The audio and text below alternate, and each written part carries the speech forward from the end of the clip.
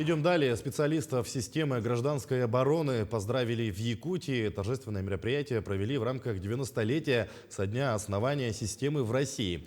Сегодня взаимодействующие структуры системы не только участвуют при ликвидации последствий чрезвычайных происшествий и их предупреждении, но и обучают население республики, работают над оповещением. Как подчеркнули представители Главного управления МЧС по региону, сегодня задачи, поставленные перед системой гражданской обороны, приобретают государственную важность. У нас на территории республики серьезное значение, и в этом отношении проводит обучение населения учебный пункт гражданской обороны. В каждой организации должен быть уполномоченный по вопросам ведения гражданской обороны. В целом оцениваю общее состояние на хорошо, удовлетворительно. Мы всех обязательно поощрим, всех хотел принимать непосредственное участие и действительно профессионально ведет эти вопросы.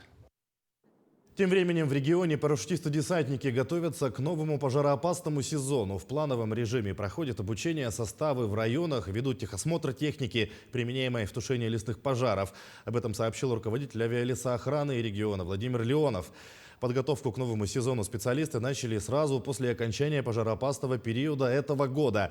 Так, в начале сентября 10 парашютистов Сунтарского отделения ведомства выполнили тренировочные прыжки самолета Ан-2. Также прошли тренировку на вертолете Ми-8 со спусковым устройством.